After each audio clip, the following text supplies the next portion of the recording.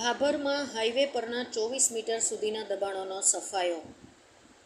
બનાસકાંઠા જિલ્લાના ભાભર હાઈવે પર ગાય circle Radhanpur 3 રસ્તાથી new APMC સુધીના બંને બાજુના 24 મીટર સુધીના દબાણો આજે સુઈ ગામ પ્રાંત તેમજ ભાભર મામલતદાર અને ભાભર નગરપાલિકાના ચીફની હાજરીમાં તોડી પડાયા છે.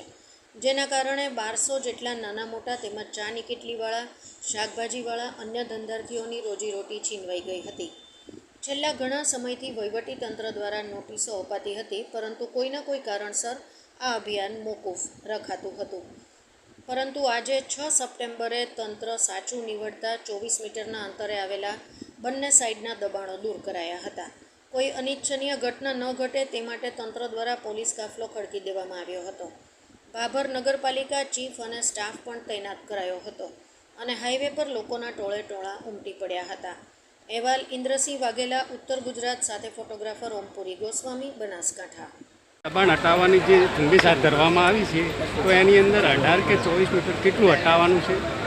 આજરોજ માનનીય મદદનીશ કલેક્ટર સાહેબ શ્રીરામના માર્ગદર્શન નીચે ભાભર ગાય સર્કલથી માંડી અને બસ સ્ટેન્ડ સુધી દિયોદરના રોડ સુધીમાં જે નગર માર્ગ અને મકાન રાજ્ય અને નગરપાલિકા વિસ્તારની હદમાં જે બિન અધિકૃત દબાણો, અગર લારી ગલ્લા, અગર બિન અધિકૃત માણસો જે બેઠેલા છે એ લોકોને દૂર કરવાનું એક અભિયાન માનનીય મદદનીશ કલેક્ટર સાહેબની સૂચનાથી આજે આયોજન કરવામાં આવેલું છે.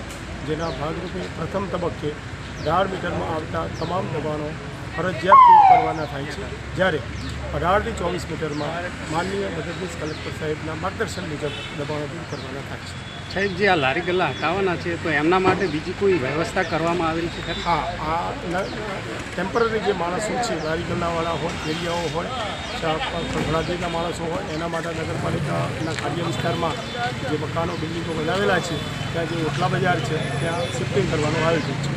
કેટલા સમયમાં રોડની કામગીરી શરૂ કરવામાં આવશે? રોડનું મારી જાણકારી મુજબ હમણાં જ મેં એના જે એસઓ જોડે ચર્ચા કરી તો એમનું એવું કહેવું છે કે આનું રીટેન્ડરિંગની કામગીરી ચાલુમાં છે. ટેન્ડર હજી સેન્કશન થયું નથી. રીટેન્ડરિંગ સેન્કશન થઈ જશે એટલે તરત જ આનું કામ હાથ ઉપર લેવાનું છે. સાહેબ, 18 થી 24માં કોઈ સરકારી સંસ્થાઓના દબાણો આવતા હશે તો એમના પર શું કાર્યવાહી? એ જરાક સાહેબ એમની રીતે નિર્ણય કરશે. અમારા માનનીય મદદનીશ કલેક્ટર સાહેબ જ્યારે આવો પ્રસ્તાવ પસંદ થશે તો સર એનો નિર્ણય કરશે. ઓકે.